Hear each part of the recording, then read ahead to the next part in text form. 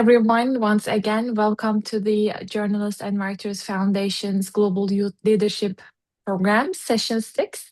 We are here today with the team of Global Youth Leadership and Empowerment Program, and we have two spectacular speakers whom we will soon hear from their reflections. But to introduce once again officially our program to Maria and Kubra, Global Youth Leadership Program builds a network of global leaders committed to positive change through youth-led projects aligned with the Sustainable Development Goals.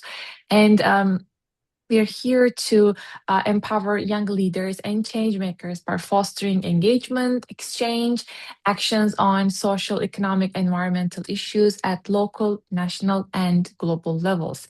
Until this day, we have covered a variety of topics, including climate change, conflict prevention, peace building. We have spoken on interfaith contributions to cohesive societies, how to lead human rights advocacy actions, and of course, we discussed resources available for young professionals at the United Nations. And also, in addition to these intellectual gatherings, our participants have also formed several working groups on thematic issues, creating additional platforms, avenues for exchange of ideas to generate really action-oriented pathways in any of their focus areas on that respective working session. And we are grateful to have a chance really to introduce two amazing young professionals from Canada and Lithuania, whom both have a proven track of community engagement and human rights advocacy at global levels. And we look forward to receiving their best practices shared with our participants and the Journals and Writers Foundation today. And I'm sure their reflections on how both of them established the first building blocks of their career pathway and leading now at global platforms, sharing their strategies with our participants will enable everybody in the room to really broaden their vision on what's possible for young leaders these days. So we will first hear from Maria Guardado. She is a Toronto-born Latinx advocate, community leader, public speaker, author, and poet committed to advancing equity, youth empowerment, and sustainable development. Her work spans politics, public service, and grassroots activism, bridging policy expertise with community-driven impact.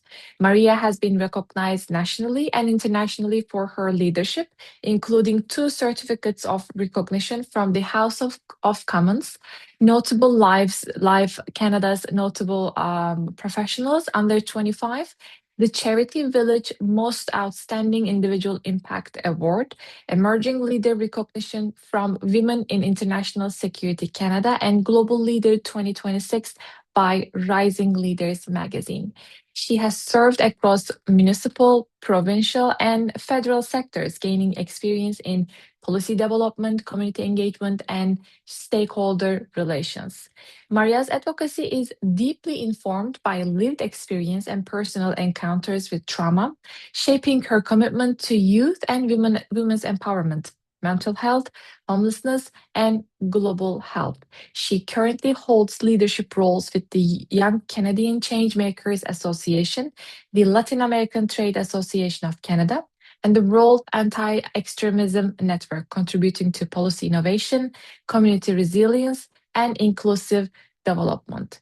And lastly, Maria has also represented Canada, her country, and civil society organizations at the United Nations, advancing gender justice and civic youth engagement globally.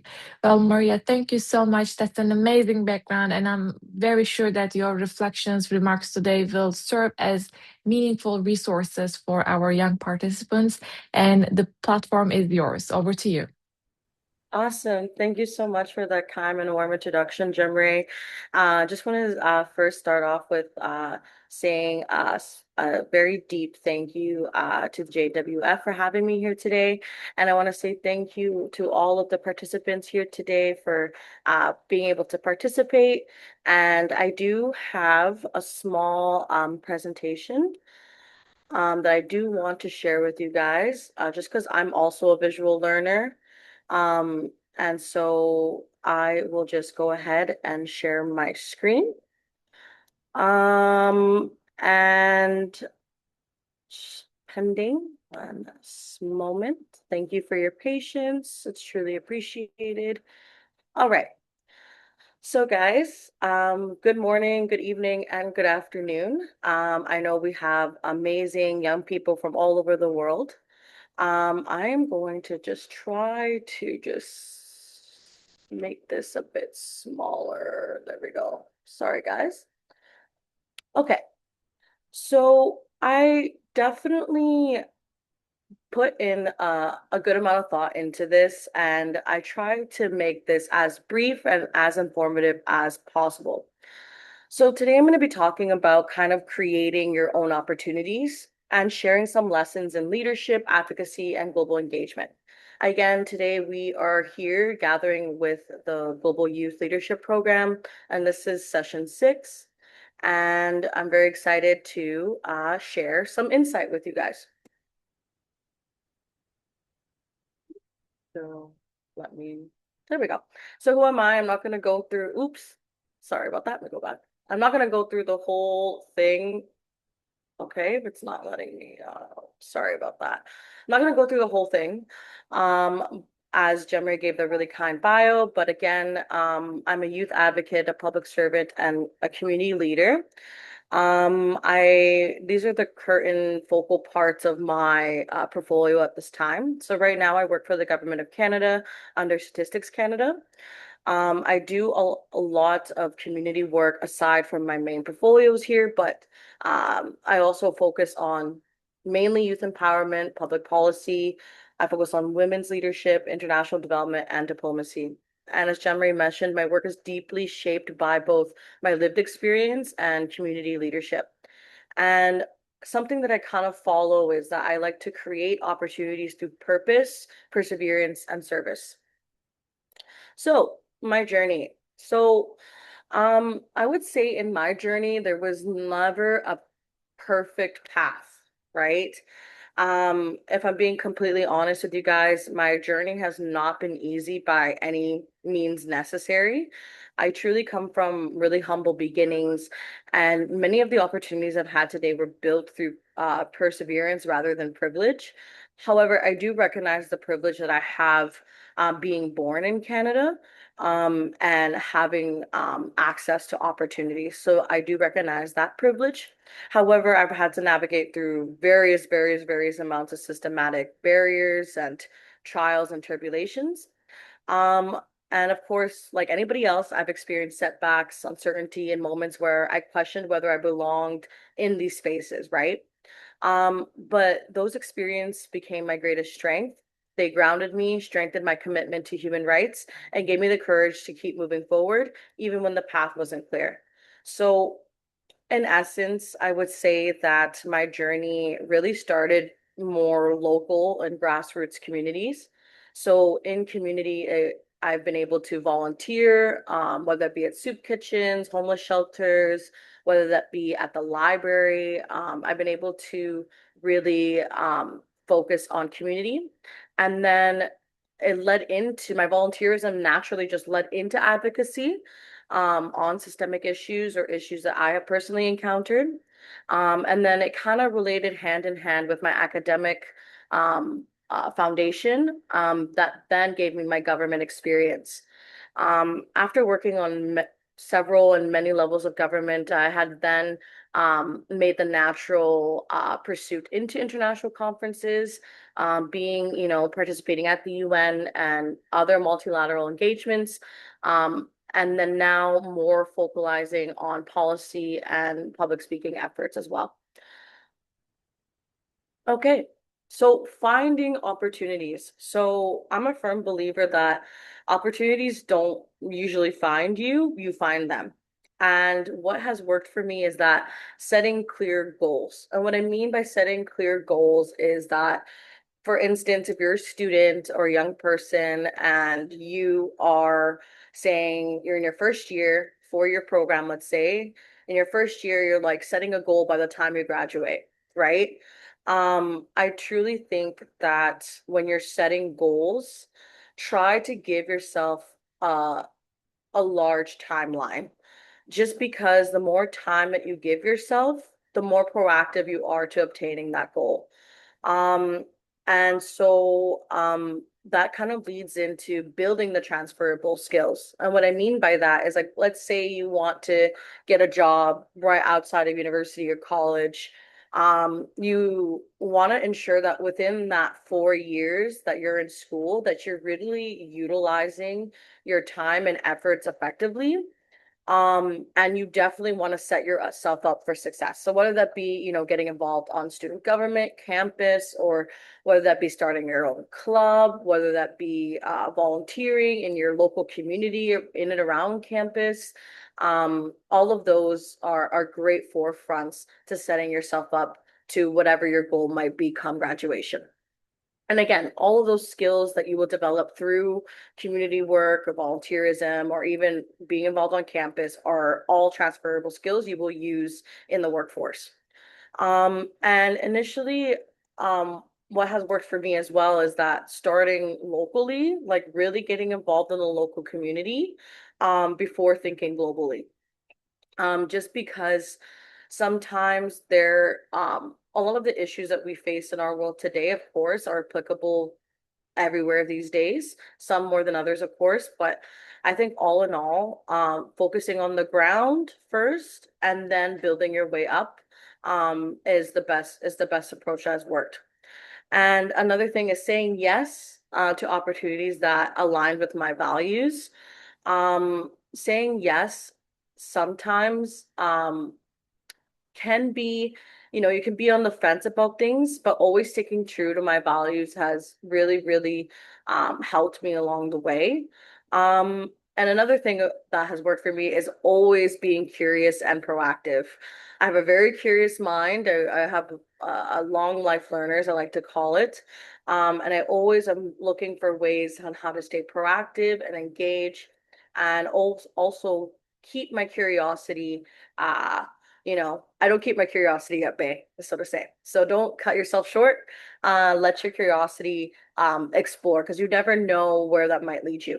And so just some key takeaways is like, don't wait for the perfect opportunity because perfection is never guaranteed.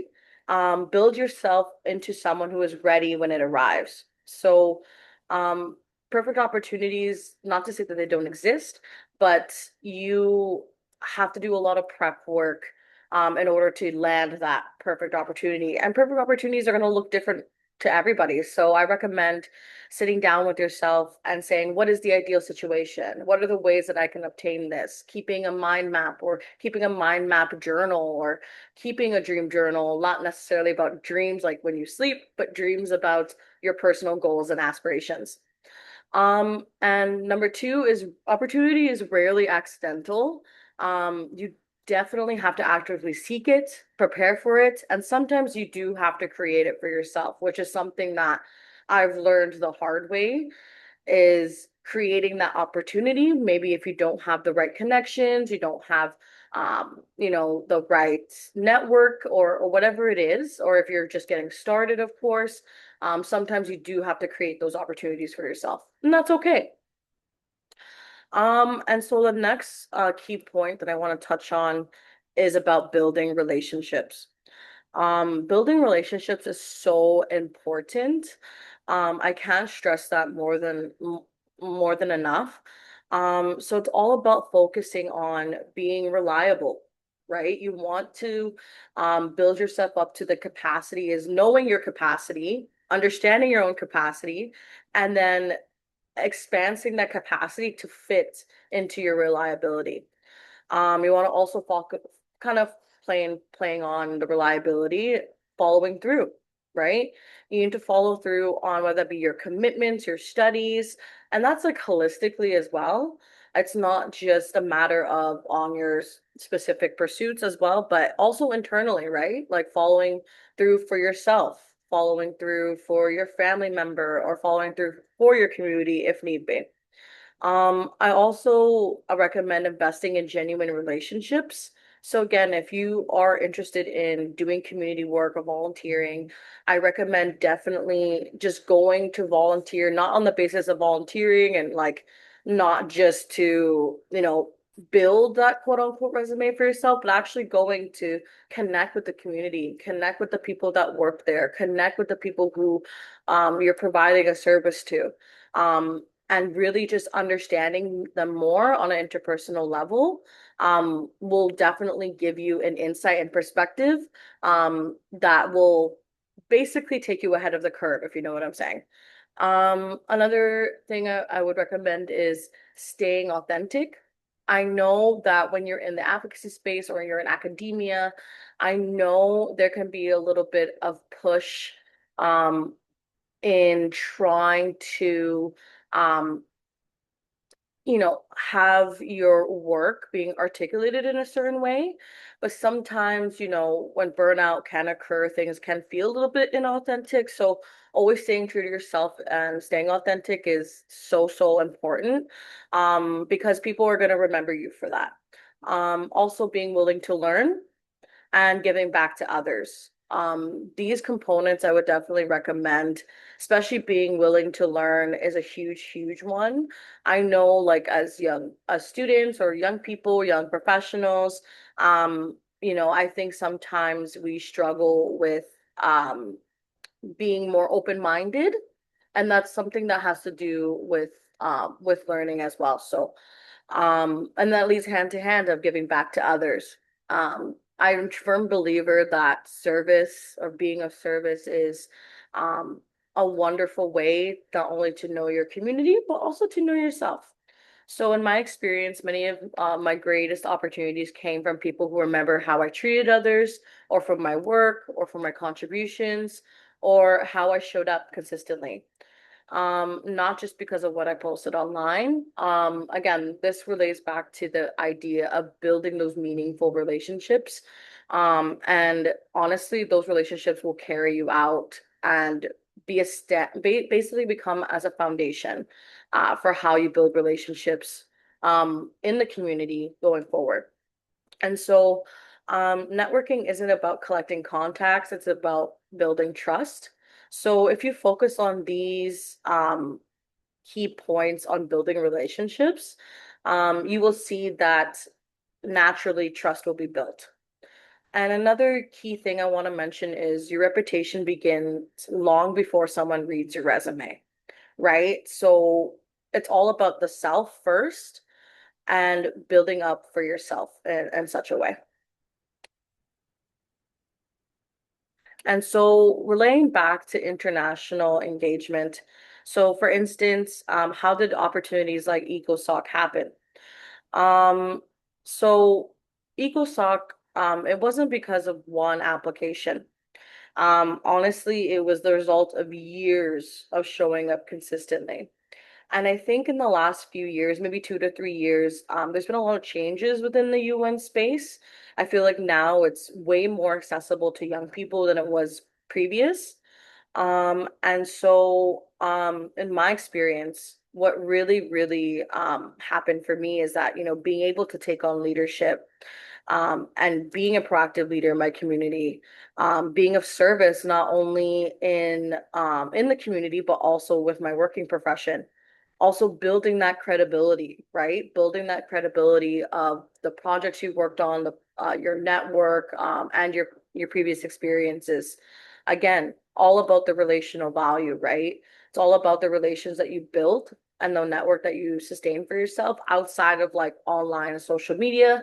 Yes, like LinkedIn and all these amazing platforms are really, really useful and really truly shape a lot of the world that we have today. But I do want to focus more on the interpersonal level of building those relationships because that is what has truly worked for me. Again, maybe what works for me won't work for everyone, but I just wanted to share that tidbit and more of a traditional factor. Again, curiosity. Curiosity is a big, big component, and it's just being curious. It's about, wondering if this could be a reality for you. If there's an opportunity that you think is out there, apply. Apply. Even if you don't think you're ready, apply because more often than not, you are ready. And again, kind of goes into taking that initiative, right? So When it came to EcoSoc in particular, it was kind of like a prelude, just because prior to EcoSoc, I attended the Summit of the Future. And in that Summit of the Future, I met some amazing, amazing people and organizations and people from different orgs based in New York. And somebody from one of those organizations actually reached out to me and encouraged me to apply to attend EcoSoc. And initially, I didn't think I was going to even get in. I thought that, you know what, it's extremely competitive maybe in nature, and like, there's amazing young people from all over the world working on so many projects, doing so many things. And yeah, so don't sell yourself too short. This definitely reminded me that you never know who's paying attention to your work, right?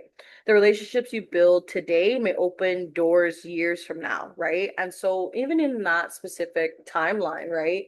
Um, that time in New York at the Summit of the Future actually set me up, through those connections and interpersonal relations I made, set me up to even going and attending EcoSoc last year, right? So, opportunity compounds when consistency meets preparation, right? So that is kind of how it relates. So I cannot emphasize enough that building relationships with people are so, so, so important. And here are some 5 lessons I wish knew sooner. So lesson number one, I think I mentioned this or preluded to this in my last slide, but lesson one is apply before you feel completely ready. As mentioned, you're most often not ready. So definitely put yourself out there, try again. Even if you don't get in a lot of places or a lot of different conferences or a lot of different events offer feedback, right? So ask for feedback, stay engaged, ask about other opportunities. Lesson two, every experience teaches something valuable, even difficult ones. As humans, we all go through challenges in life, and even the worst of challenges can provide you lessons that will last a lifetime. Lesson three, investing in genuine relationships, not just your network. I think building genuine relationships, as I emphasized previous, is so important. Because as mentioned, you never know who's paying attention, who's taking a look at what you're working on, who is supporting you on the sidelines. You never know. So definitely investing into those relationships always have a great, great comeback. Lesson four, your reputation is one of your greatest assets. And I don't mean reputation about like in like a superficial way. I mean reputation in a way of like who you are interacting with, who are you close with. I'm a firm believer that your friends, your circles, your community, or however you partake yourself, is a reflection of yourself, right? My stepfather always told me a quote of, show me your friends and I'll show you who you become. So something very similar to that is, show the work that you work on, the communities you serve, your inner circle. It's all a reflection of you. So just be mindful of that, especially if you have an interest in any pathway in international engagement and whatnot. And lesson five, so important. I can't stress this enough, just because it's something I've personally struggled with that I'm consistently working with. So it's about protecting your mental health and well-being. Your impact is greatest when you take care of yourself first. You only have one version of you, unfortunately, and you need to protect yourself and in a way that you're being kind and compassionate to your capacity, to your mental health, to your health in general, and always putting that as a priority first, above all. So these are the 5 lessons that I wish I knew sooner. I hope this is helpful to all of you. And that brings me to the end. Thank you so, so much. I did also want to mention that your career isn't built by one defining opportunity. It's built by hundreds of small decisions, acts of courage, and moments of persistence that compound over time. So thank you. I'm going to close up the presentation. If you do have any questions, I will jump back, or you can feel free to email me if you want, a one-on-one session, just a briefer. I'm here to support you. So I'm going to stop sharing my screen now. Thank you. Thank you so much, Maria. This was a very insightful and really practical presentation. So I really loved it. Um, and just to recap on some of the points that you mentioned, I think that was a very honest beginning that you put out the fact that you had not a perfect beginning. You had to navigate through some of the traumas or life difficulties that was out of your control, out of your own personal choices that you were born into. But recognizing that, I think, is motivating all the time for everybody in the room, because just like you noted, yes, our health or the countries that we are born into are definitely some privileges, but life comes with some additional setbacks or challenges that we each uniquely deal in our own ways. So thank you so much with that, because for starting with that recognition. And one thing that you resonated on, echoed, was that opportunities don't find you, and I definitely agree with you on that. And I also, when I'm asked for an advice for young fellows, I also am on the same page with you that we should continue our struggle to secure a placement. Things don't go as we plan always, or opportunities don't shine up overnight. It's a long journey. It's a sustainable process. As we put an emphasis on development, that really reflects in our own personal journeys as well. Being sustainable, being present as much as possible. These are very, very critical. And you also said small actions are important. So presented very nice, achievable, tangible targets that one can plan to lead about in their universities, college clubs, or any community group. And I always embrace this notion of thinking globally but acting locally, because change or prosperity really starts from a bottom up approach. Again, something that a global notion can be applied in our own personal growth. So that was a very important notion. And you spoke about importance of networking. That really implies on any given professional background. But I think in social sciences, we need networking more than anything, because just like you said, we never know which door opens up through which channel. So knowing people, having genuine relations, it's very, very important. And I love that you ended with 5 practical takeaways. I think everybody took a screenshot on that second, but as you all know, we are recording the sessions and we'll be sharing with you the link for this amazing presentation. Thank you so much, Maria, and we will definitely come back to you with some reflections, questions.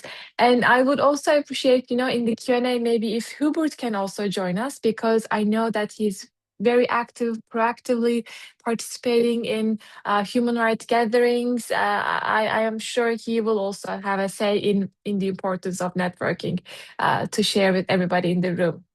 So I would love to have him on the Q&A as well.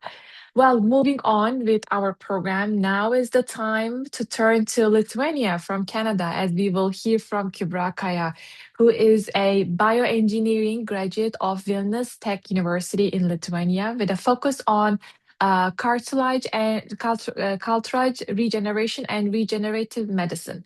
She is passionate about applying scientific research to improve human health and advance innovative biomedical solutions. She currently serves as president of ESN Vilnius Tech, where she leads initiatives that connect international students with the local community through cultural, educational, and social events that promote inclusion and mutual understanding. In addition to her leadership role, Kubra has taught IB biology, inspiring students from diverse backgrounds to develop curiosity, critical thinking, and a passion for science. Her experiences in research, education, and student leadership have shaped her into a dedicated young professional committed to creating positive impact through science, learning, and community engagement. Well, Kubra, thank you so much for your time this morning with us. Well, thinking of speakers for this session, As Maria's bio also indicated, she already had a passion on social relations, community development, and so forth. But having you, Kubra, today here is um, important in a unique way that your professional background is building on science. And I Mhm. always encourage our young fellows who are majoring or setting a professional career in diverse backgrounds to get engaged with the United Nations, because UN is never limited to political science. It's never limited to economics or development policies. We need medical leaders on board when it comes to child's access to health, or we need environmental scientists to mitigate climate affairs crisis, or science leaders just like yourself to really resolve some of the critical problems that our current world is combating with. So you with this multiple background is very valuable, your presence here today, and I look forward to hearing what you have to share with our community this morning. So over to you. Thank you. I do also have a presentation that I would like to share. I will do that.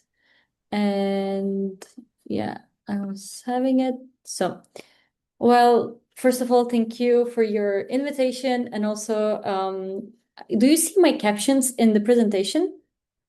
Or should I close this? Maybe it's uh, better. Yeah, yes, yeah, this it's is full better now. screen now. Thank you. It's better, of course. And also again, once again, thank you for your invitation and also very warm, kind words. I I do really appreciate being here because I don't know if you remember, but I was a fellow of this alumni of this fellowship program. So 2 years ago, I was actually one of you guys watching all those important people, listening to their insights and learning from them. And I really, really admired Maria's presentation as well, because I do think that people who are trying their best to do something impactful in this life do have a bit of a different background. Because when you're having some hardships, you want to make it easier for others. And I also do have the same background, I believe. I mean, not the background that she had, but more of a hardships that I faced that I wanted to make it better for the future generations. Even though I'm very young, I believe engaging in different activities really helped me to be here today, maybe. I will just give you my own experiences as a young person as well. You can see it as not an experienced person, but more like a friend who is talking and sharing some advices. Well, I'm here as a president of my university. Well, you might know what ESN is. It is Erasmus Student Network. I don't know if any of you did exchange semesters, where you go to a different university for a semester for a few months, where you attend the classes, meet new people. Well, it's called Erasmus, or in the United States they call it exchange in different way. But still, we are in the United Nations. It's also very much, I believe, recognized. But in the European Parliament, it's one of a big parts that is being discussed and trying to be improved every single day. So I would like to start with a question after this brief introduction. Like, have you ever learned more outside of the classroom? I don't know if you guys want to say yes or no, or you can just raise your hands like to show that yes. I would very much appreciate your answers to see what our audience think of. But if you ask me the same question, I would say yes, because of the fact that in the classroom we're always limited to certain topics and we don't really get to experience other aspects of the life. So therefore, you have to, as Maria mentioned again, you have to create some opportunities yourself, participate in those to improve yourself in different areas in life. So to again give a little bit of introduction of myself, I do have a different background than other people in the UN. Maybe they are like studying politics or in any other area, but for me, I just graduated last week. I'm now officially a bioengineer. Hopefully, we'll be starting my master's in September. I am also president of our ESN or Erasmus Student Network section of our university. I'm also event organizer of Baltic Culture Academy, which is actually a partners with GWF, which I'm very happy to also talk about that today here. And for the past 2 years, I've been teaching to these lovely students that you see on the picture 11th and 12th graders for them to pass their international baccalaureate exams. And I was also invited as a youth speaker at the UNGAM by GWF this past September as well. And I participated the CSW event again within the invitation of GWF. So I will give you how I did these or why I did these to explain it. But most importantly, without these roles, I'm someone who started as a volunteer and grew through leadership opportunities, because not everything was given to me in a silver plate, as how they say it. It was more of me finding the opportunities, right? So how did I become a leader, or how did I step into this journey? Well, it started with volunteering in the student organizations. It was my second year of university when the earthquake happened in Turkey. Maybe some of you remember. And it was very sad because I studied in Lithuania. I do have relatives in Turkey. And when I heard the situation that many people lost their houses, families, I was deeply sad for not being able to help them. And therefore, I reached out to our university international student department, and I asked them, what can I do to increase the foundation for those people who were like who lost their families and who are in need. And of course, not only Turkey, but Syria was also affected from this earthquake. So for these two countries, I contacted them. They didn't want to help at the first because it was very short notice, but then I gathered the community here, the Turkish people or Turkish students. They helped me to cook the foods for the food fair that we could organize to raise a foundation.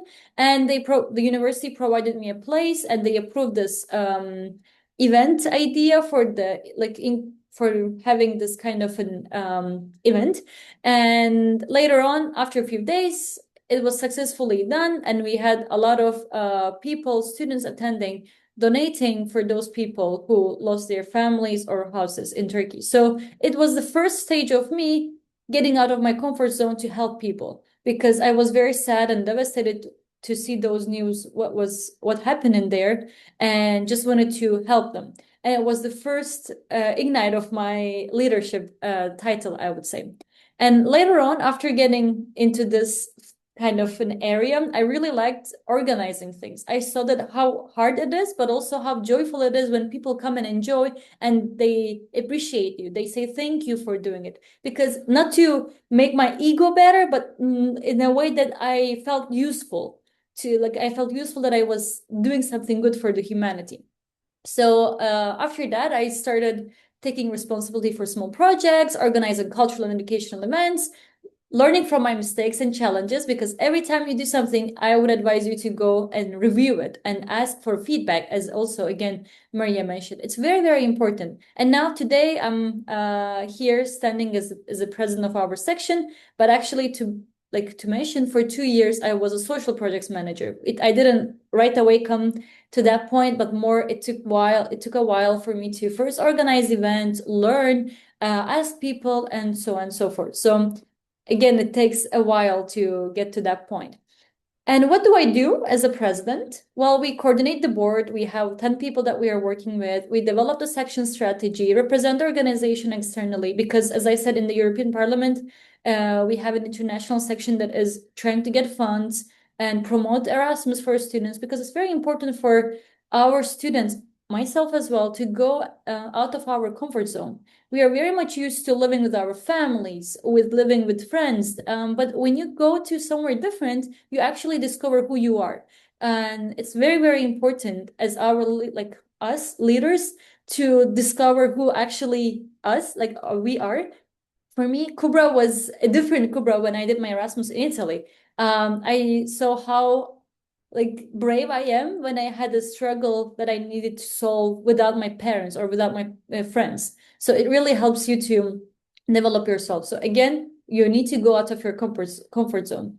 And again, as a president of ESM Tech, we support international students, build partnerships, lead projects and events, so on and so forth. So you actually, when you have such role, you do a lot of things that needs to not control, but oversee the work of others, because you're responsible from them. And if something bad happens, they will not blame them, but you will be the one. So you need to be very careful as a leader when you're leading an organization. But it's not always easy. It's not always easy because you don't just say do that or this. It's different. You face planning and logistics challenges. There is no team motivation sometimes due to exams, or you don't want to do anything. You just want to lay on the bed, don't want to talk to anyone. There's difficult decisions that you need to make, conflict management, balancing studies and responsibilities. And every challenge becomes a learning opportunity for you. So today, if you go out, just say hi to one person, even though your country is not designed for such kind of interaction. It will make you get out of your comfort zone, where you will learn from this brave personality that you're creating to yourself. So nothing is always easy, but you're the one making it easy for yourself by doing these challenges in your favor. So these are the pictures you can see in the slideshow where I organized the events. We were in the Parliament of Lithuania here in one of the pictures. We had bread nights where every country was baking their own breads, because, as you know, it unites us. All of the countries in the world have their traditional breads, and the ingredients are the same, but the way you make it is different. So it's one of the ways where we can bring people together to the same table.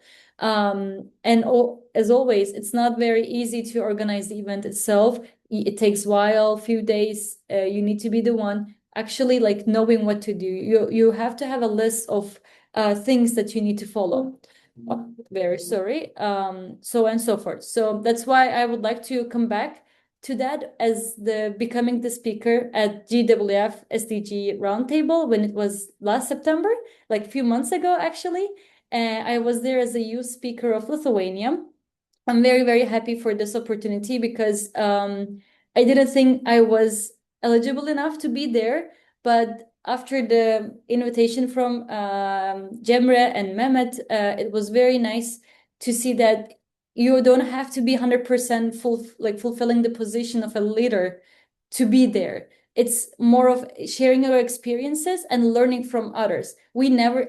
I try my best not to say that I am the best, but more it's a way that you need to always be open to new things or feedbacks or criticism in a way that will help you to improve yourself and be the best version of yourself. So this is one of the things that I can say from here. And one of my experience, which you see with the SDG Roundtable, being a speaker there, through my involvement in youth initiatives and civil society activities, I had the opportunity to join the Roundtable program as a speaker, and it basically allowed me to share my perspective, discuss the global challenges, and meet professionals from different sectors. One very funny thing, as we were talking about networking, there was a person who was invited by GWF to the event, and his name was David, and he actually, like, we met and we were talking, that we say how important networking is, and he told me that he's coming to Lithuania for an event that will happen in February. And I said, wow, like, very interesting for me, because you're coming from the States to Lithuania. People don't really know where it is, usually in Europe, but I was very happy to see that and hear about that. And then he said, like, let's stay in touch, maybe we will meet in there. And then he told me that I should apply as one of the speakers for one of the categories that the organization was looking for. And then I said, thank you for the sharing this, and I will definitely apply for it. And after a few months later, in February, he came here, and I was a speaker at that event. So we had the reunion all the way from New York to Lithuania. It was very nice and different experience for me as well. Therefore, I can again mention how important networking is, because whenever you go to such events, never hesitate to share your LinkedIn or your personal number, like whatever you want to share, just to stay in touch with those people, because sometimes you can get the opportunities from those people that you never expect to get it from. So always be open to new opportunities as well that can come up from different cases or different people. And here you see actually Zeynep as well in the picture. In last March, I was in CSW event again, that was in was an invitation from GWF, but also I went there to participate in the panels that the United Nations was organizing, and hear about hear from those professionals to how I can improve myself as a woman to be more active in this field to defend the women's right. And what happened was that after 2 days, I guess, we met a lot of young girls in those panel discussions, and we were able to gather around the table, talk about different things, and share our experiences. And now I'm like connected with a few of them that I talk to them often. And if I go to their country, I will for sure visit them and meet them. So it really, again, it reminds us how networking is very valuable. And like I would like to tell you a few important things about CSW as well. Participating in the Commission of the Studies of Women really helped me to connect with people from different countries, exchange ideas and experiences, build professional relationships, and networking also reminded me that it's not only meeting people, but it's creating the opportunities for the future collaborations. So I've always had these people in mind that if I need to organize an event, I will for sure ask their insights because they were very good at that area. So again, collaboration will come from these like networkings that you make throughout these events. And how did it like what kind of doors did it open, or how networking made me get into these places? Well, international connections will lead to new collaborations, speaking opportunities, professional development, and greater visibility in civil society work, and also the inspiration for future projects. So every time when you talk with the person or when you listen to someone, be open, because you should be aware that something new will come up later on, and never hesitate to ask questions. Even now, maybe like I'm talking very broad things, that's something that you already knew, but from the experience, I would definitely be willing to help you in case there is something you're curious to learn. If you would like to come to Lithuania, for example, to have a trip or to study, always these things are important. So now you know a person from Lithuania. So I would definitely be willing to, support you in that case. And the real value of volunteering, you see a lot of volunteers here. Our university, as an organization as well of ESN, we try to support volunteers, motivate them, do trainings for them, because it needs motivation. If you don't have the motivation, you don't want to do it. And as a volunteer myself in the very beginning, it helped me to increase my teamwork skills, my empathy towards different cultures, different people from different backgrounds, leadership skills, adaptability, and communication skills as well. Now I know not only to talk, but also listen, because we, like, human beings are like not designed, but they are born to talk, they are born to share, but we sometimes lack on how to listen. So as a volunteer myself, I really learned how to listen and value other people's opinion and not just judge them or just be like, okay, I'm the best. No, everyone has their own best sides. We should be able to listen and also add our insights whenever it's needed, not just play the role of being the best, because as this is how you also make yourself as a better leader along the journey. And also I was in the European Parliament in Strasbourg, I guess in April. I saw a lot of important people in there because it was a time when they were making some sort of decisions. We weren't able to talk with all of them, but I met a few important leaders there. And they also mentioned how important it is to listen actively and empower others and encourage ownership. Because if you don't research the opportunities yourself, you will never be able to learn about them. And again, internet is very widely used. We all have access, hopefully. I mean, I believe, yes, if we are joining to today's Zoom meeting. And now there are more platforms where you can search for different programs. So never hesitate to look for those, because it takes few seconds for you to type, and then you will get the list of all these activities or events that you could join. So never say that, oh, I'm not the best, I'm not the professional to go there. No, believe in yourself, celebrate your achievements, and provide constructive feedback, because a successful leader creates more leaders. So if I'm sharing a bit of information about myself, of my past, hopefully it will give you an idea of how to get out of your comfort zone, and maybe in the future you will be the one giving this presentation next time when they have this kind of fellowship program or somewhere else. So it really is ending in the trust and belief that you will have in yourself. There will be challenges. Kubra, if you could start wrapping up, I would love to get I have into like two Q&A pages. as well. Amazing. Yeah.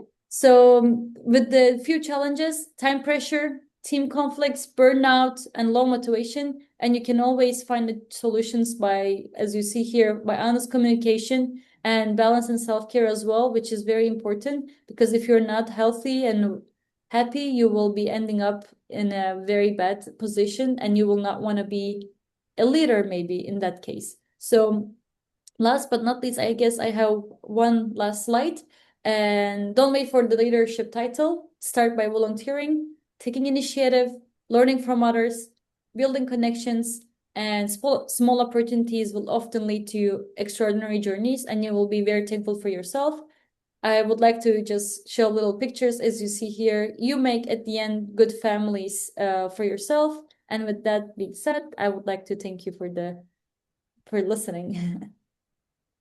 Thank you. Thank you so much, Kiba, for this another round of practical presentation on how you started the building block of your career pathway, in addition to your background on science. And congrats on your recent graduation as well.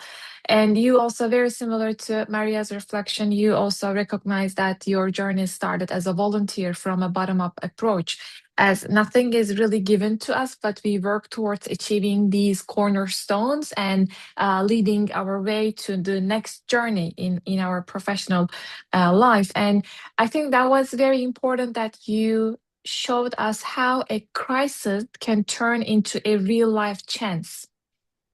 And I say this from the progressive point of view, because every crisis really do come with another round of change, leading change for transformative leaders to seek how we can empower our community, taking the actions from a community-led perspective on towards healing or betterment of our situation. So that was a real good life example. And I really loved your concept of, there's a saying, breaking a bread together, and you really literally turned that into an action. And I think that that is a very nice, charming concept of finding a common ground within different communities. I really love that. I think that can be an example for everybody in the room that can be easily applied in university settings, college campuses, or any clubs. Thank you so much for that innovative idea. I love that. And I think your emphasis on waiting not to be defined as a leader is very important. And I want to add on top of that recognition that how do we define a leader is quite different today than how we compared it to a couple years ago, because Maria also noted the platforms, the civic spaces at United Nations, at EU, from your experience, has evolved very, very progressively over the last decade, I would say. And we have so many more examples of how leadership from youth perspective is really changing our landscape, our information ecosystem, our community engagements these days. So we should never define leadership as a position of state entities only, or a placement really above the skies that it will take years and years to achieve there, to be there. But any person, in my eyes, and it's been over 12 years that I'm already in the human rights advocacy, I really define anybody as who's a change maker as a leader in their own respective communities or countries or on a global scale. So the leadership is not a title that is really attained, but your words are already speaking for it, your actions.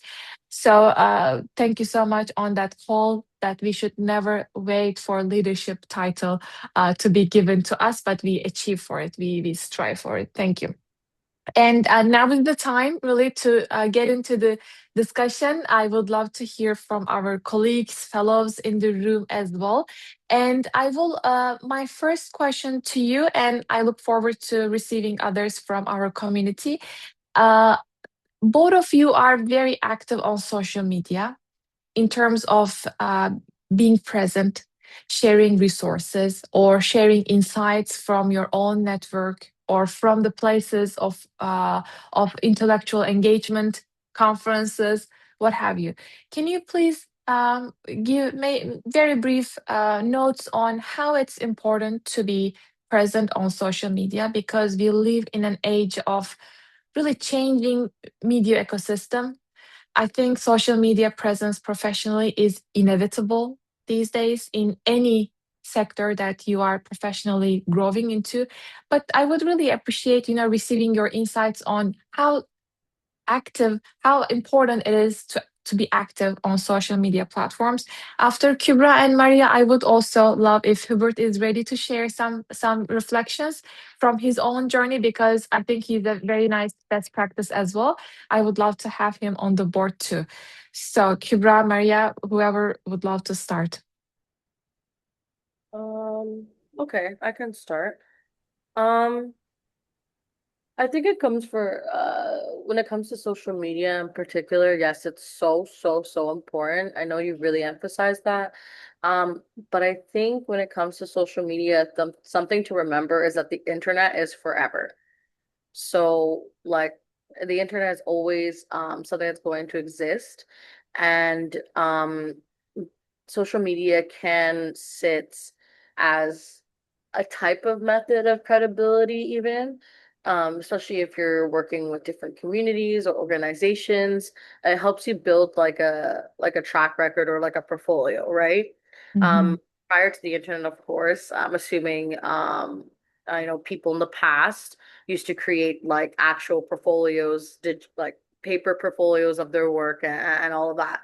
Thankfully, these days we have social media where we can just digitalize everything and everything is connected to everything. So that's amazing. But best practices definitely would have to be um, keeping engaged. If you have a certain issue that you're really passionate about, definitely follow others with the same pursuits or the same Mm, interests or an organization with the same interests. Just because like the more you expose yourself to things you have interest in, your algorithm will naturally just show you different opportunities or different organizations that may align with you. So that's always absolutely. great to like focus on as well. So yeah, just definitely focus on look at social media as kind of like a online portfolio, right? That captures everything about you. So yeah, that's all I have to say about that. Thank you. Yeah, and sometimes, I mean, there are platforms that you apply, and there are also opportunities that I think is coming through social media as well. For example, I mean, in my radar, I always pin individuals, that I think that they have a good potential in being a speaker or an expert that I can get engaged later on. So my contact book is like the individuals that I follow on LinkedIn, Instagram. I always go back and see who is in my list if I have a panel discussion to invite or a young speaker that I'm looking forward. So sometimes you seek other people to get engaged with you, not that you apply for it. So it's not a vice versa working relations. So I think it's important to have a uh, mindfully built social media presence.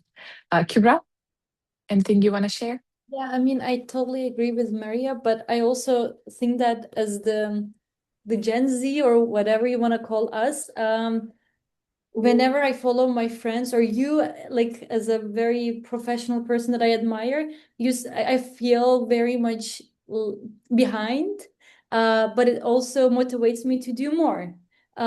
Sometimes young people can see it in different ways. So they can either just feel very behind and feel sad for a long time, or this could be a motivation for them to do better.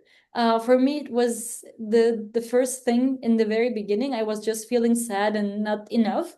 But later on, I said to myself, well, it's just their life that they're sharing with us. It's not something that they're proving. It's more like giving courage to others. So I try to look from that perspective. That's why whenever I share, I hear from my friends that they want to do more as well. I believe, which is hopefully doing its job by sharing with them. So yeah, I agree with Maria as well with that. It's important because if we could be one way of showing them it's possible, that even if we Absolutely. start from the beginning, like from scratch, they can also do it. It's not like end of like you don't have to go to Mars to do these. No, you can start from the beginning as well, like us, and achieve it.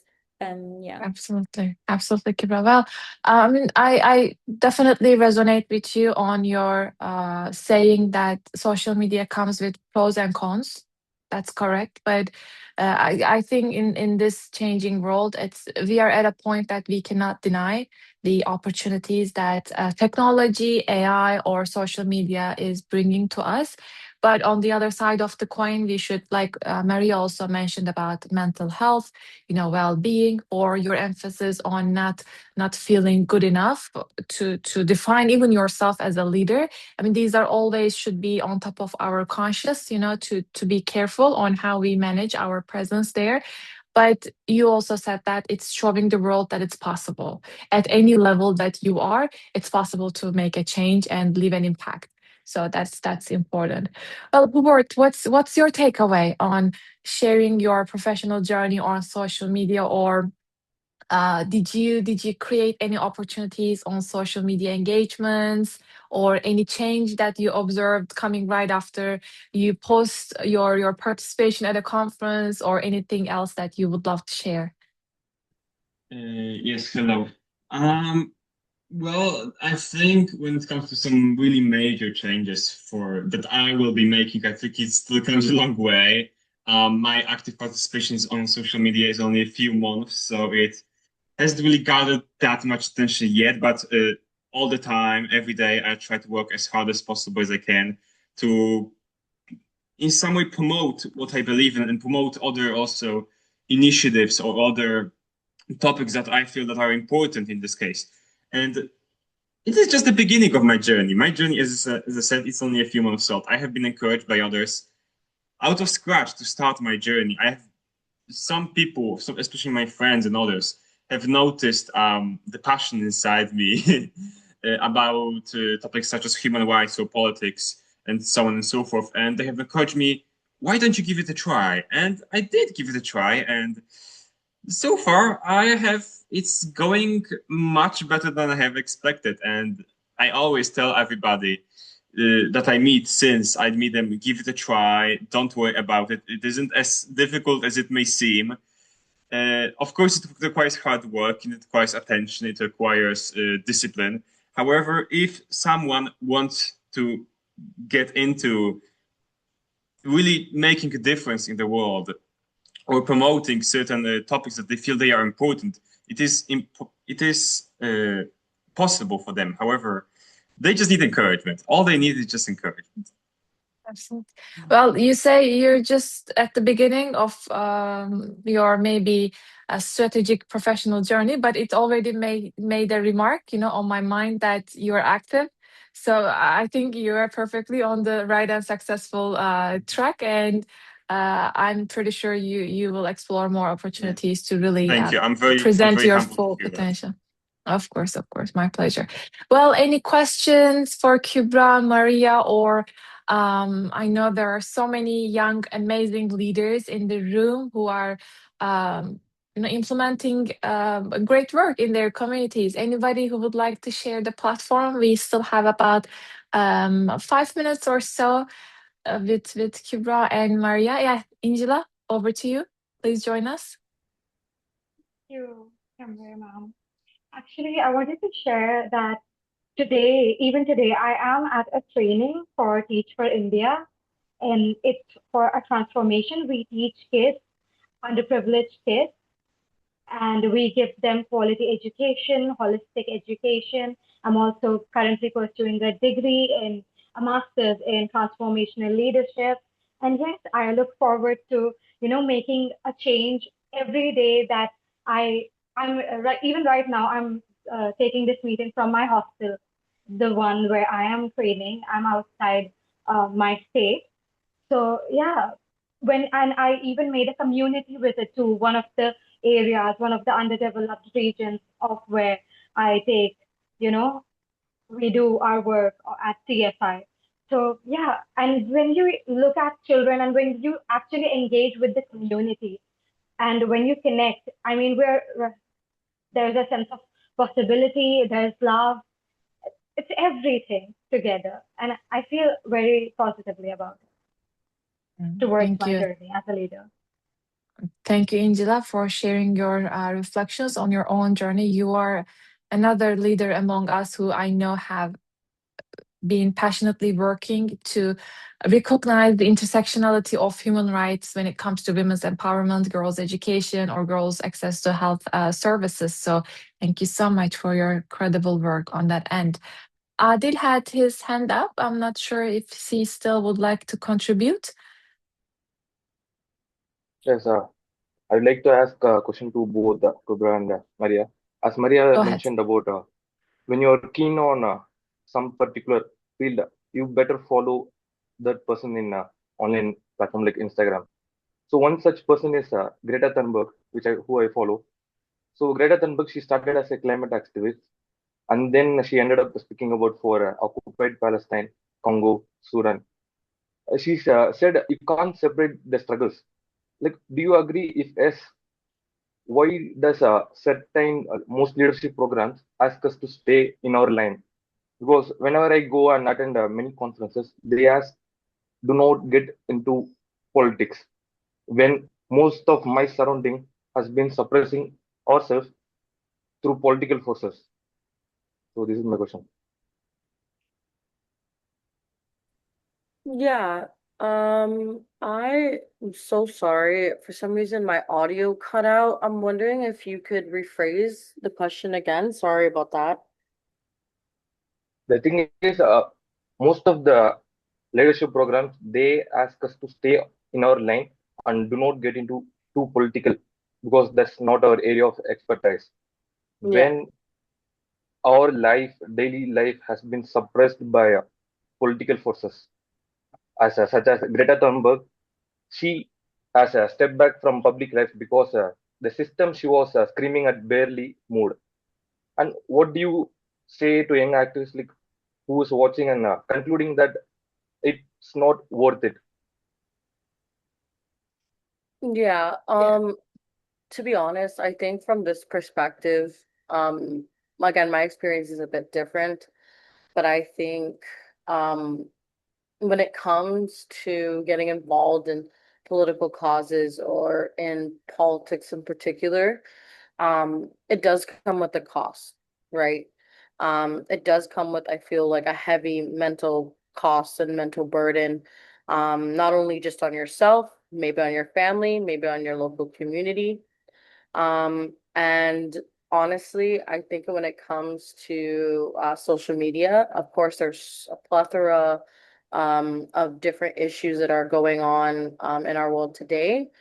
But I feel like when it comes to using social media and using and advocating for certain political issues, I think it's best to really, really measure and quantify, if you can, um, the quantify the issue and its impact towards you and your community directly. I think it's very important to stand up for what you believe in and stand up behind your values. But for instance, with Greta Thunberg, of course, she has been an young advocate for a long time. And I don't believe some of the treatment she's gone through recently is good, but I mean that's the high cost that you unfortunately when you're so front facing, you get that front facing outcome, which is not always good, but can not always be bad as well. So just be very mindful of like the issues or the political issues. Like yes, get involved, you can advocate, you can share support. But I think when it comes to really being the front facing person of it, just always recognize that there's a cost. Um, yeah, that's all I can really say about that. But in my opinion, there's nothing wrong with supporting a cause. There's nothing wrong with advocating or sharing awareness of an issue. But I guess it depends on what the issue is and how it detrimentally impacts your specific community. Mhm. And Adil, I mean, as an advocate of civil and political rights, I can say that any human rights cause is political. At the end of the day, we need political leadership to resolve these crises. It could be health, it could be journalism, it could be press, civil society participation. Anything at the end of the day needs political will for our heads of state to take an action. So on that end, it's very impossible to separate human rights advocacy from a political stance. But what you should be very careful about your advocacy when it's entering the arena of politics is that you have to be very diplomatic. You have to share your comments within the boundaries of international norms by referencing international treaties. And at this point where you're just about to establish your career pathway, I suggest that you do not target or defame any particular political leader, but really focus on the violations themselves, how people are impacted by bad politics of our leaders, or what's the current status in our community, so that you are able to raise awareness rather than targeting XYZ heads of states. So at the beginning of your journey, this would give you more space so that you're not bounded by any leaders fight back against you, but you're there to really share what's going on in your community. But I think nobody should take a step back in sharing their political views. It's just very important how we communicate our message. And if Kubra has anything to say, I please go ahead. definitely agree with you. I guess there's not much more to add to it. Thank you, Ade, for the question. Very, very targeted, very, very reasonable these days to be concerned about how you get engaged with political leaders. Any last comments or questions for Kubra or Maria before we share our reminders for working Can I groups? go Angela? ahead? Yes, Yeah, please. adding on to what Adil said, just Mhm. today we had an entrepreneur who also runs an NPO. It's called GYLP, and he was telling us about how he had to literally. I mean, I work for the government of India, and how he had to literally fight off government officials because they were interrupting it. GYLP teaches children, and they actually tap and track down children so that they don't, migrant children and labor children that work as laborers, they track them down and they make sure that their studies get completed. So, yes, confrontations with government is a normal part of life when we are working in such organizations. And Adil has made Absolutely. an absolutely amazing point here. Thank you. Thank you. Thank you so much. Well, Maria has had several positions at state leadership, state offices. If you have any concerns or asking for more advice, I'm very sure that she would love to get a response for your reflections later on social media platforms. We have already shared both Kubra's and Maria's links on chat. Well, Kubra, Maria, thank you so much for your presence today. It was very meaningful. I must admit that you fulfilled all my expectations in terms of sharing your practical, strategies shared with our young fellows here. And I'll pass it to Mehmet if he has anything to share with both of you. And then we will have 10 to 15 minutes of time with the working groups.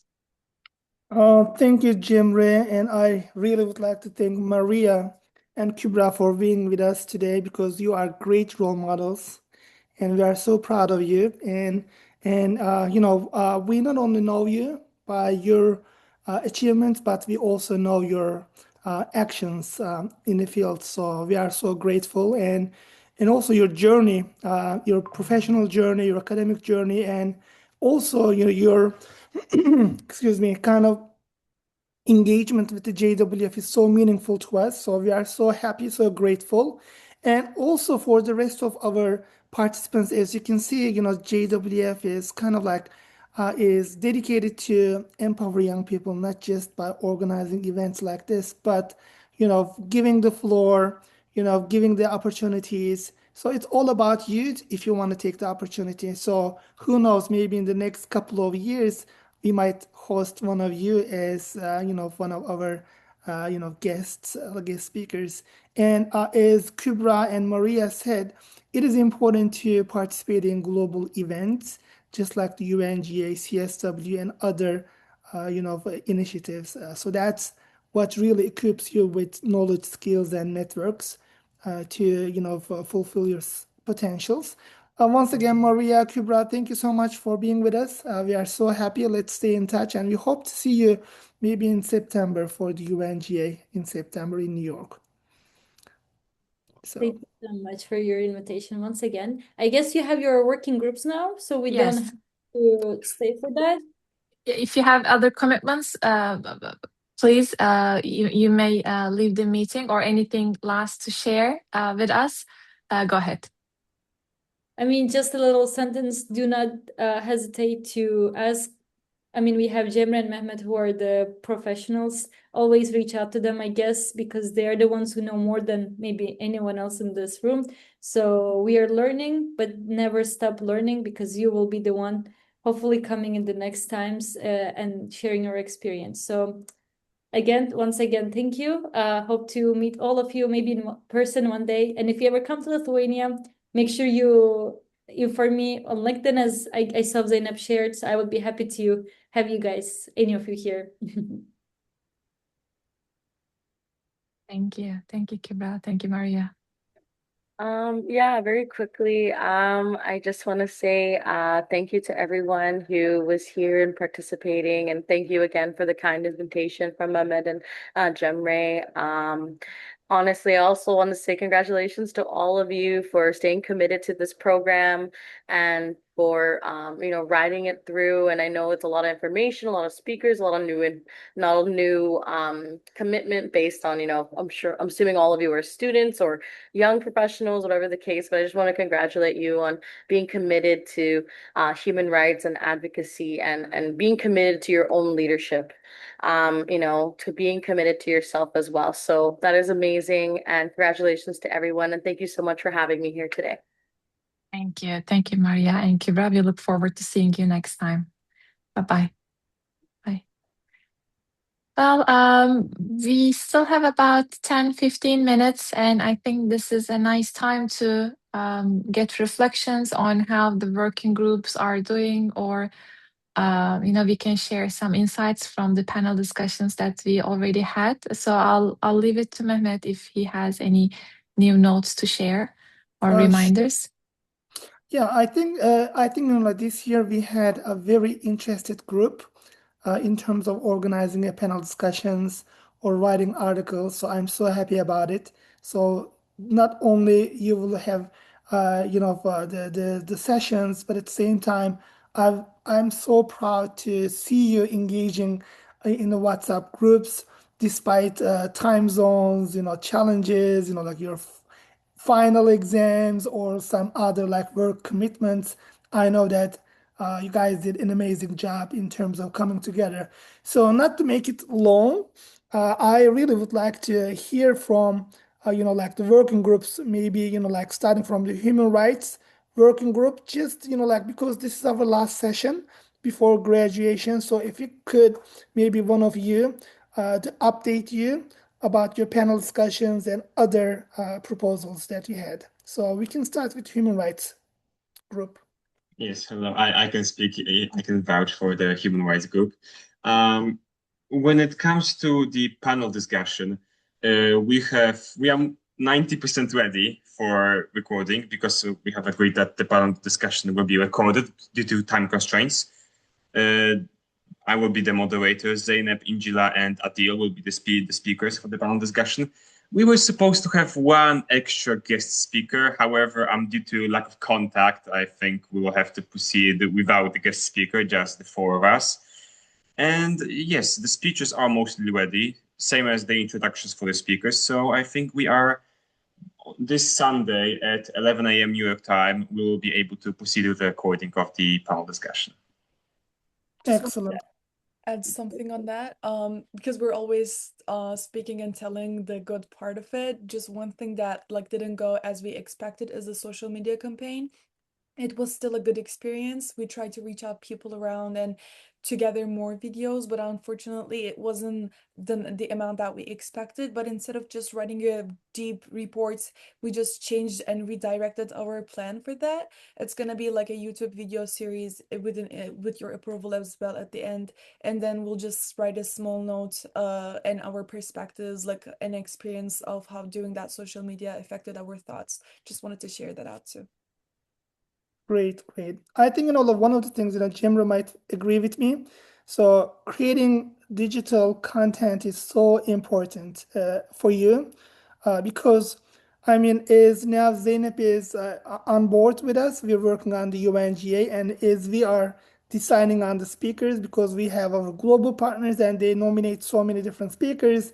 When we look at the, like these professional speakers, so we not only look at their resume, we look at on YouTube, research them, and also Cemre is so meticulous in terms of looking at people's like videos, social media posts, how active they are on social media and so forth, right, Cemre? I mean, maybe you can just mention because it's important, like creating all these content, putting on your LinkedIn, social media, Instagram, all those videos. Believe me, that will make a impact on what you do, how you talk, how you present. So it gives an clues to others in terms of giving you opportunities, right, Cemre? Yeah, absolutely. I mean, we have been speaking how these social media platforms have turned into digital CVs, biographies for everyone. So I think even though the groups could not have their panel discussions live with online participation, I think it equally matters to record these sessions out of an online presence, but record it and then later post it to YouTube because we want to ensure that you have a professionally drafted social media platform opportunity. Like yeah, we will ask you to share this YouTube link on your own LinkedIn's, Instagram. We want you to share the links later on within your community groups, share the panel discussion link on your WhatsApp chat groups, whichever channel is available. The mission behind this project was to have an additional input for your digital portfolios. So even though you have 2 speakers, 3 speakers, I think it's still good to go. You are all equipped well enough, to present on any selected topic that you are interested in. And we already had I believe the working group on economic development and interfaith, they concluded their panel discussions. Now, Murat is going to be working on them to edit. And once the links are ready, we will keep you posted, hopefully within a couple weeks. So I look forward to, sharing everybody's links on our social media platforms. Sure. I mean, thank you, Cemre, because believe me, I mean, like you're leaving a footprint, right? Digital footprint, which is so important. It's like going to be more important than maybe or as important as your resume. Just wanted to share, I mean, we will talk with other working groups, but as you can see, Zeynep, she was our summer intern, right, last year. So she did amazing work with Elif, another intern from Canada. They come up with a report and that's published right in 3 months, and then we kind of like get to know more about her ethics working with us, and also her like other like social media. So that's why like she is now our associate and also our youth representative to the UN.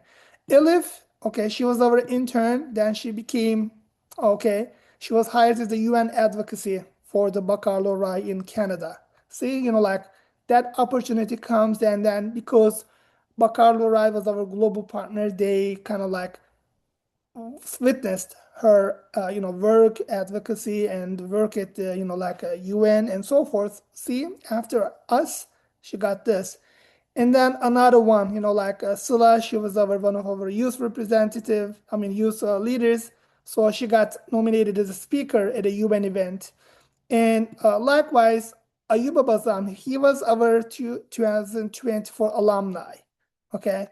And then he was very active, but with us, he was more energized. So he was so active using LinkedIn and others. Then he got invited as a speaker by a think tank in UK. Now he is so kind of like doing a lot of things, on YouTube, LinkedIn, and organizing events similar to what we do. So what I'm trying to say is just, make sure, okay, so be active on social media, be active, okay, don't shy away, and put a lot of like digital stories and so forth on like videos and like or some like comments on your LinkedIn. That's what people look at it. But anyway, all right, so thank you so much for the Human Rights Working Group. So let's continue with the Interfaith Group.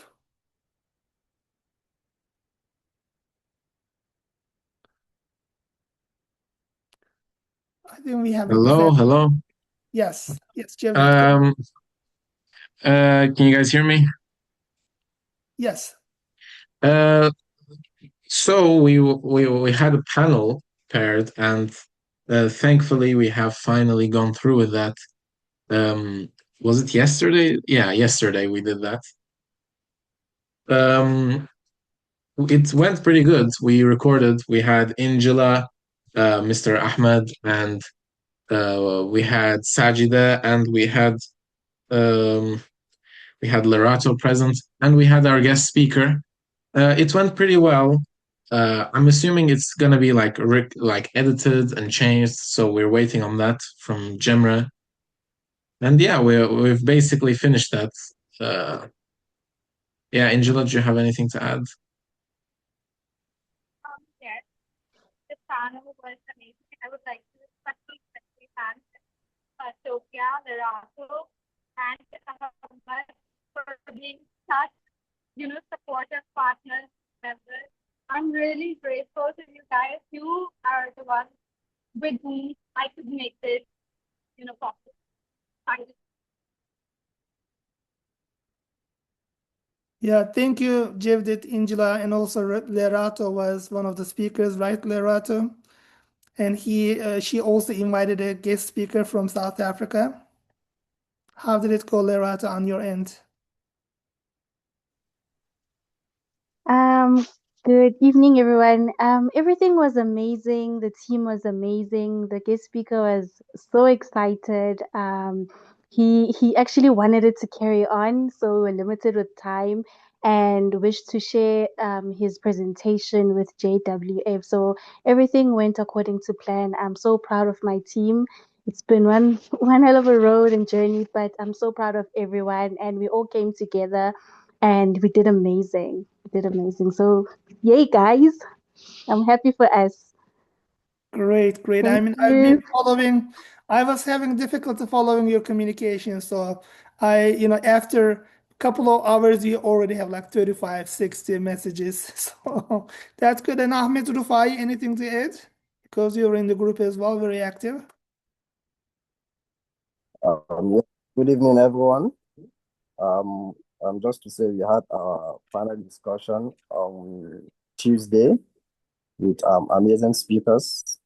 The guest speaker actually was an experienced one, and we really learned from the depth and wealth of his experience. We shared insight, social media, and also we tend to keep up with the communication in case of future references, and also if we need to get in touch.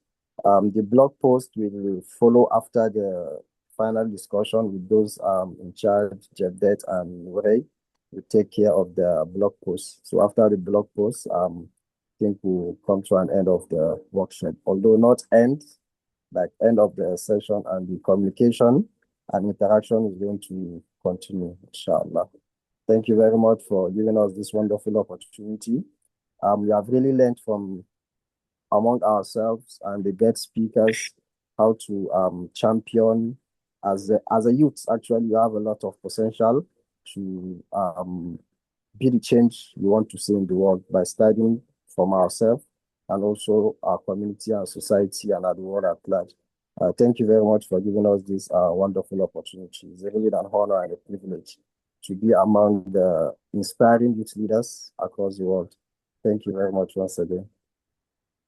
Thank you, Ahmed. That was great to have you and all participants this year at the Global Youth Leadership Program. Now let's move on to Economic Development Working Group. We have Selim, Adil, and also one more speaker. I don't know if he's still with us. But Selim, you want to just brief us about your panel? Yep. So about a week ago, we had our recorded panel discussion. It was me, Adil, and Sumaya. We also had a guest speaker. His name is Adnan, which we got the connection through Adil, who gave us a really well presentation about our topic. And yeah, we're just waiting on it to be edited so we can review it. Thank you, Selim. Adil, anything to add?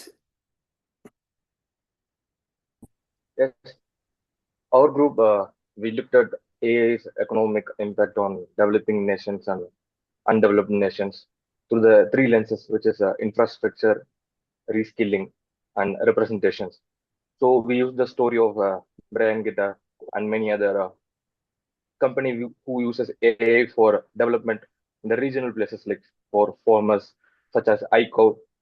And then our question is very simple. AI can leapfrog broken system, but only if developing nations aren't just consumers of the technology, but they build for themselves in their regional places. And in fact, AI will change economies. It is who gets to shape that they will change it. So that's all about our recording. So, yeah. Absolutely. I think that's very true. And AI is now impacting everyone, every professions, right? Now, you want to be a doctor, but you want to have some like AI, right? Attachment to it. Well, thanks so much, Murat. Did you edit? Like, are you finished with this video of the Selim and Adil and Adnan? You want to give us some feedback, Murat? Yes, I complete the video. I'm just waiting on the banner right now to finish the introduction, and it will be exported to you. All right, great. So actually, like, thank you for Murat for mentioning this. So for all those who are organizing a panel discussion, we need like a slider that will go on the in the beginning of the video. So I don't know, like Selim, do you have like a flyer that has like your speakers, photos, and names? Do you have that? No, we have them uploaded to the Google Drive. Okay. So maybe Zainab, if you can facilitate, remember, like we had a template. So if you can follow up with Selim and maybe to create one, we want it to be consistent with others as well. So if you are like going to be recording a video, so make sure you have that flyer. Okay, that flyer, Zainab can share it with you. So that's important because that slider will go in front of the video. So it's a promotion of you, right? We're promoting you. So it's important that you have it. Thank you so much. Should Yes. I share my email with Selim so he could email it to me? I think Zainab is gonna facilitate because we have a template, and then maybe Zainab can facilitate Selim and provide it to me, and I'll give it to you. All right. Yeah, so far we have a flyer for the 3 working groups only. Just wanted to call out to the other working groups if you haven't sent your information yet. Yeah, it's a very simple, we just need like the title, date, time, photos, and your, like name, title, and just affiliation, right? That information. You want to show Zainab that if it is very handy, like maybe just show that flyer so that everyone can see what we mean. Of course, I'm just pulling it up.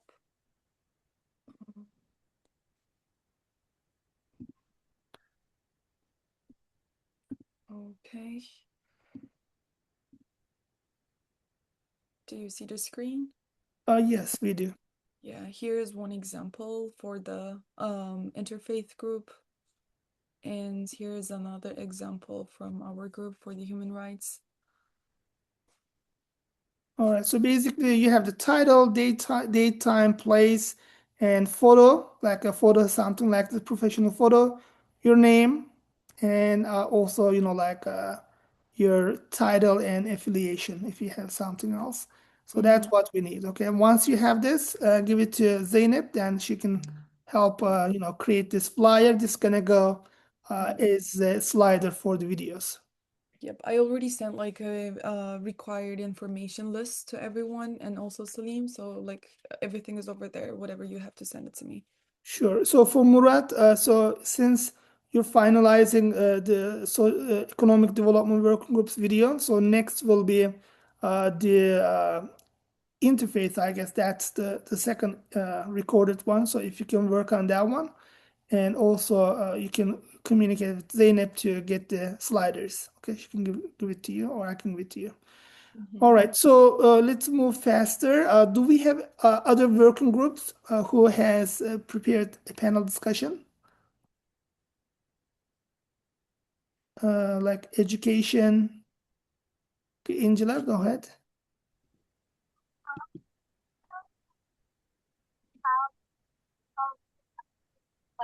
Angela, we are having difficulty hearing you. I don't know, maybe if it is possible, maybe it's because of the headphones.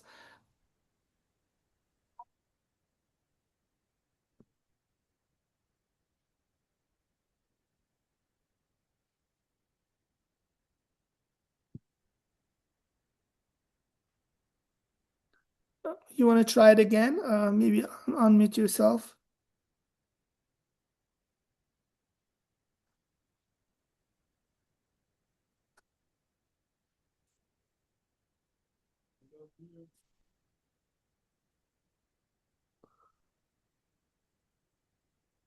Angela, go ahead. Am We're I listening. audible now? Yes, very good. So you're very good now. Audible, yes. Yeah.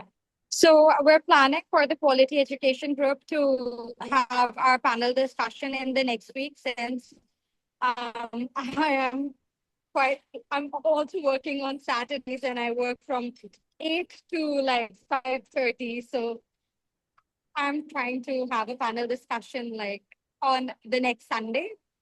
But for that, I have to shake the entire group up again because it has been in a deep slumber, even though I've like tried many times. But yeah. And about the health education group, since the three of us were from different timelines, very different timelines. Therefore, I have submitted my report to you again. Yes. With yes, that will be all from my side. Thank you. Okay. Thank you for having me. It was such an insightful journey. I am so happy to be a part of JWF. Thank you so Thank much. you. Thank you, Angela. Same. We have same feelings about you and rest of the participants. So in terms of your panel, so please coordinate with Cemre in terms of recording because she will provide the Zoom recording link to you. But of course, please provide us your speakers list and on the concept note. Like I don't know if we have it. I am not sure. I can look up my documents, but please reshare with us your concept note and like your speakers. So let's take a look at it before you go ahead and record it on Sunday. And also, I got your your article, and I shared it with a colleague to have a look at it and share some feedback. So I did mine. So let me remind him, and I'll get back to you on that. Anybody else in terms of any other like research or like article writing project, research project? All right. So, if you may, Jemre, if you may allow me, so this is what I would like to do. Okay. Okay. So since this is our last kind of like session, I would like to just share with you this. Okay. So as you know, September is a big time at the United Nations, and more than 193 countries will be represented by their heads of state and ministers, member of parliament, civil society organizations, and many other people. They will be in New York. So we will be organizing the SDGs conference. This is going to be our 11th year. We will be organizing this. And I think among us, we have Abrar Hataman from the Philippines. And he's a member of parliament, actually. He's very humble. He's with us. I don't know if he's able to open his camera that we can see him. We see his photo. But he will be joining us, for this conference from the Philippines. So again, let me just make this smaller. All right, so this conference will be held on from September 21st through 23rd. And many of the young people from different parts of the world, they're coming to this. It's a great networking opportunity, learning opportunity, meeting with speakers, and we will have young people coming from different parts of the world. Okay, and so this conference we will be talking about three important sessions for the conference. Cemre, I don't know if you would like to just brief just like these panel discussions to our fellow youth representatives. Well, yeah. This is a research of a year. Really, it's at the UNGA conference, SDGs conference, we gather the priority working teams for the United Nations as well as other global platforms, human rights conferences. So we make sure that what is a hot topic across that particular year is brought to the attention of the SDGs conference. And as our landscape, as we have been speaking, is quite evolving these past couple of years, we will be speaking about how multilateral systems are changing for a new global framework. We will be speaking about how future looks like when it comes to relations within multilateral spaces, intergovernmental organizations. What are some emerging trends for civil society spaces?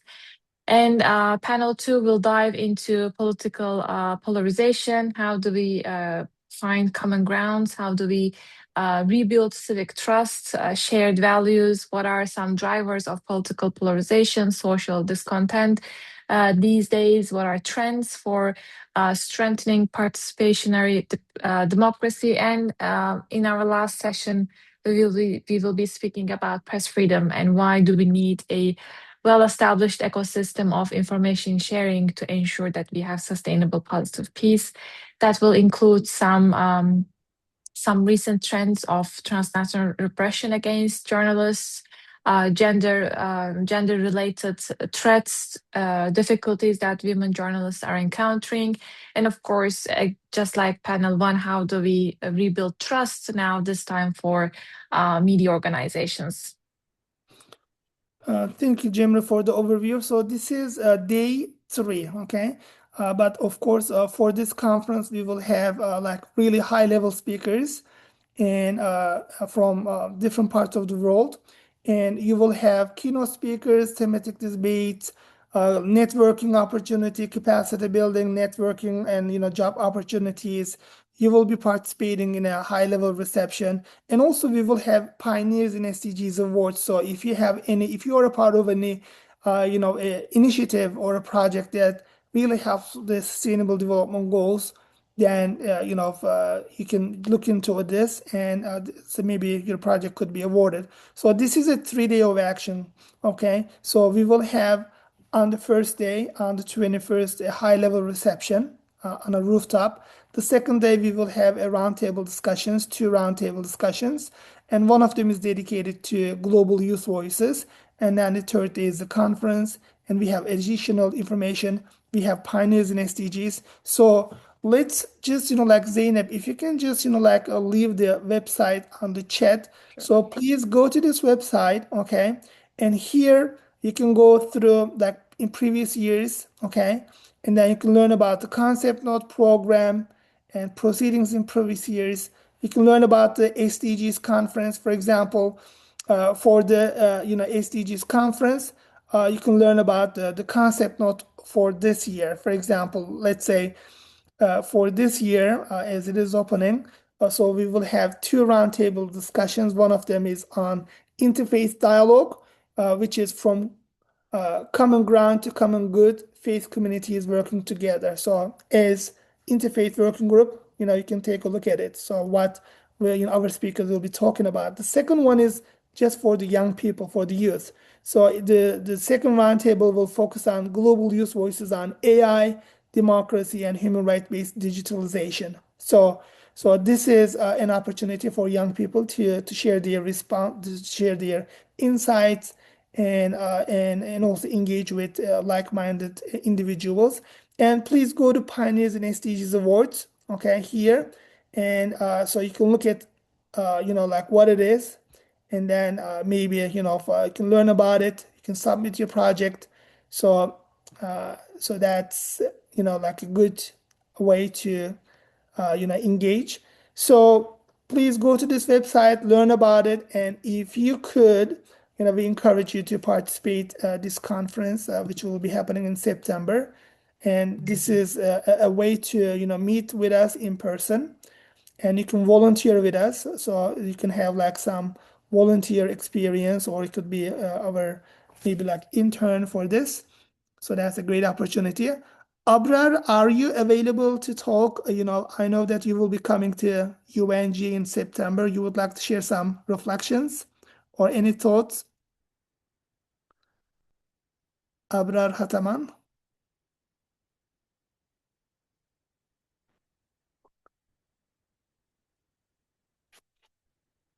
Okay, probably, he is not audible. But anyways, so thank you so much, everyone, for joining for this session. So we really enjoyed, 6 sessions, 6 months. That was a great journey, learning about you, knowing you. And we have so many bright young people, and you have so much potentials, and we would like to work with you. Okay, so you will be our alumni. So we will not, this is not like a full stop. This is not the end of our journey. So we just started. So we know you better now. So we know your potentials. We know your interests. So we will, provide more opportunities via WhatsApp group. Keep engaging, with colleagues and friends. And, we will, continue our relationship with you. Cemre, any thoughts? Thank you. I don't have anything new to add at this moment. Great. Zeynep is our youth representative. Any thoughts? No, thank you so much. Thank you. All right. Thank you, everyone. So we will hopefully meet for our last session, which will be our graduation ceremony, right, Cemre? When is it going to be? Next Thursday. Next Thursday. Okay. So we'll see you next Thursday, and we will get your reflections then. All right. Thank you so much. Have a wonderful day.